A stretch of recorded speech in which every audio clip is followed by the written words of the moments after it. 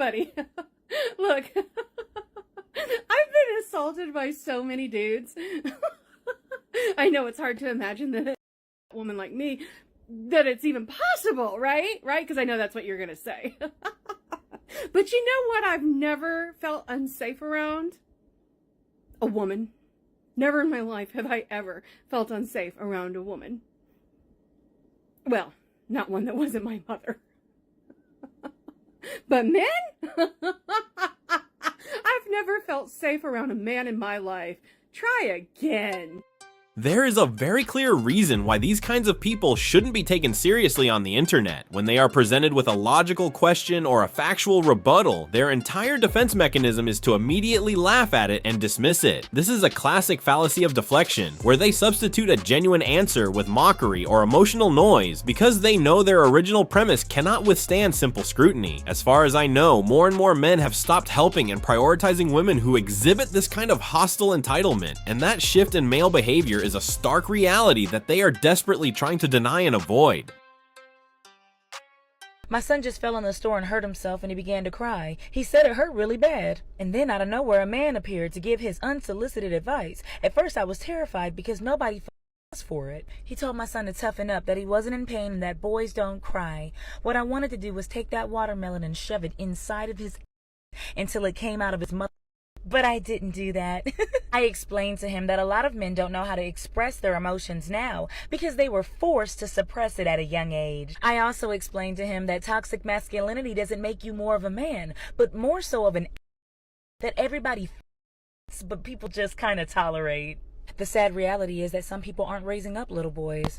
They're raising robots, machines, or little soldiers that can help fight the demons in their hell-filled homes. But over here, little boys are human beings and we're allowed to express ourselves. Listen, if you're bored, you could play Sudoku, you could play the lotto, you could play with your... Please stop playing with my kids. Okay. Men don't protect women, okay? Men protect their own interests. And if one of their interests happens to be a woman, then yeah, they'll be protected. But generally speaking, men are not out there protecting women. They're out there attacking women, and we are then needing the protection in the first place. It seems almost like men are purposely trying to make themselves useful by being protectors, by being the type of men that we need protection from. And I don't like it. I don't think she realizes just how much men are doing that she simply doesn't see. Of course, men are protecting their own interests. That's rational, necessary, and the right thing to do. The problem is, certain women think the world revolves around them, and that men should be primarily sacrificing their own well-being to prioritize women's feelings above everything else. Let's take a look at the actual foundation of civilization. Sectors like infrastructure, communication, energy production, sanitation, and defense. These fields are overwhelmingly male-dominated for a reason. Men offer their protection, their labor, and often their lives to maintain society's essential functions because it is the rational, necessary thing to do. The fact that some random man doesn't jump into a situation to satisfy your instant demand for protection doesn't give you the right to call out and generalize that all men are selfish or that men have stopped helping women. The foundation you stand on every day proves the exact opposite. I now understand how people with children feel. I've just had to travel back from London to Nottingham with 3 bags and 1 suitcase. Oh, Grace, it's fine. Is it? Because I got stuck in the barrier. They have a juicy couture suitcase, but it means absolutely nothing when you're having to call the security over to help you get unwedged from the barriers. I'm mortified. Also, I thought I'll be a strong, independent woman. I'll put it in the back of my Uber myself. No, you take a seat, son. You've already done enough today. Scraped his car. Cool. I said sorry, and he was like, it's fine. But I was like, is it though, or are you being polite? Also, I was absolutely wasting away on the train. I was perishing, and the only thing I had was hula hoops. Have you ever eaten a hula hoop on a train? It goes down like a sack of shite. I was getting stares because of how crunchy they were, so I felt intimidated, and now I've got a bellyache because I'm really hungry. And now I don't even want the hula hoops because they've really traumatised me.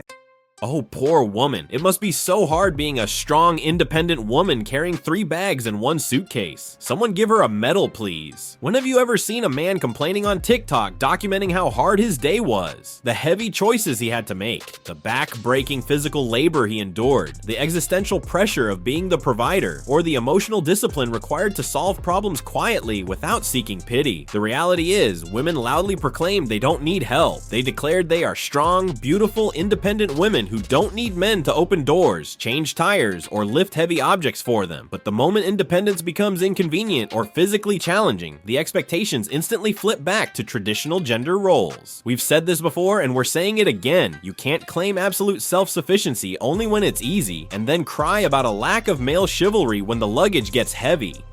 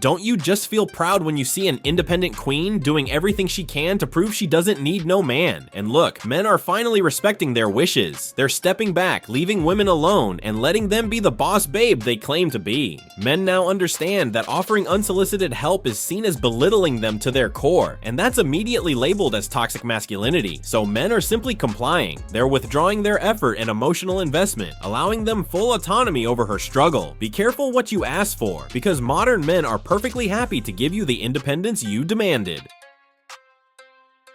guys want to know what I could literally never be around someone or be with someone who's not chivalrous. I'm an independent woman. However, I expect the person that I'm with to treat me like a lady. I mean, chivalry should not be, and just because I'm an independent woman does not mean that I don't deserve for you, if you're courting me, to at least attempt to open the door. I just left Target and I was driving down the road and I see this couple. She's holding 4 bags. He's holding 1. They were 2 perfectly able people. He was basically running in front of her with his little 1 bag and a little book bag while she's basically struggling. I could never, literally never be with a man who is not chivalry. And it has nothing to do with me being, independent. I'm super independent. I have a full career. I don't need money. I don't need support, but I need for you to treat me like a lady.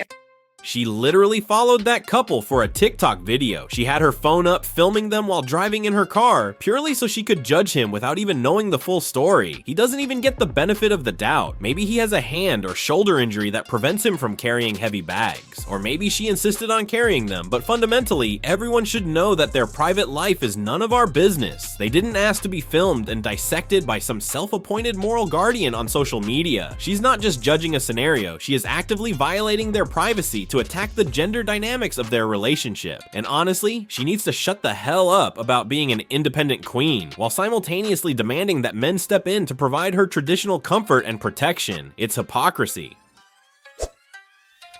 Like, is it because I'm a girl, I'm not a bloke? Like, that's just so cruel. Okay, so this is my first day on this apprentice job. This is like my first proper job. And they've sent me to the shop to get some bits. So they've asked me to get, got a list here, water hammer, 10-foot fallopian tube, copper magnets, tartan paint, and a long stand. I don't really know what these are. My dad used to do stuff like this. So I thought I'll follow in his footsteps. yeah, I think I'm at the shop, so I'm gonna update you when I've got the stuff. Let's pause here. I think it needs to be pointed out that some women, maybe not the majority, but definitely some, genuinely believe that construction is little more than an accessible, easy job requiring minimal mental effort. What they fail to realize is that the men working there are not just jerks. They are roughnecks, disciplined laborers, and highly efficient problem solvers. They are hard on each other for a reason. On a job site, a mistake can be catastrophic, leading to injury or death. They treat everyone the same because they expect everyone's value to be the same. That is, your worth is tied to your competency, your reliability, and your ability to pull your own weight. In that environment, gender is irrelevant. Survival and success depend on absolute function, not on fragile feelings or special exemptions. Okay, back in the car now. I went into the shop. I literally just like found like the first employee, because I don't know what these things are. Like, I've never really done this before. Went in and just went to like the first member of staff, showed him the list, and he's like starts laughing at me, and I'm like, and then I just like go around the corner and I just start looking for stuff, and then I found like this guy, he looks like an older guy, and I was like, okay, this older man, like he looked quite like sweet. I was like, he's probably gonna like hopefully like take pity on me, tell me where this stuff is. And then he starts like giggling, and then like these two other lads like come around the corner, they start laughing at me. They're like, oh, look at the list, look at the list. I'm like, what? Like, I don't know what this stuff is. Like, then they look at the list, they're like, none of this stuff exists. And I'm like, what? And I like have another look at the list, and it's like 10-foot fallopian tube. Obviously that's not a thing. And they're proper laughing at me, and I've spent like so much time trying to get to the shop and then come back out. I've been out for like nearly 2 hours trying to get this stuff. And I'm gonna go back to the site, and then they're all gonna like laugh at me. Like, I don't know, like, what's the point? Like, that's just so mean. Like is it because I'm a girl? Is it because I mean, like, I'm not a bloke? Like, is that what it is? Is that just, oh, let's just take the piss out of her because she's a girl? Like, is that what it is? That's just so cruel. The guys were just testing and teasing her. This kind of hazing happens to most of us on the first day of the job. It's an industry tradition. Maybe it was a little too far, but I don't think they genuinely expected her to actually drive to a hardware store after seeing that ridiculous list. I mean, a 10-foot fallopian tube? Come on, that was the dead giveaway. That's the classic snipe hunt of the trades. If she had just used her brain for 1 second before trying to prove herself as the boss babe she claims to be, she wouldn't be hiding in the car now. Of course, they're going to laugh at you. It's a rough initiation. They want to welcome you with their true selves. Hard, abrasive, and utterly unsentimental. They know that treating you like a delicate princess will only do you more harm than good in a place where competency is the only currency. And that's it for this video, guys. If you stayed until the end, please leave a like and drop your thoughts in the comments section. As always, see you on the next one. Peace.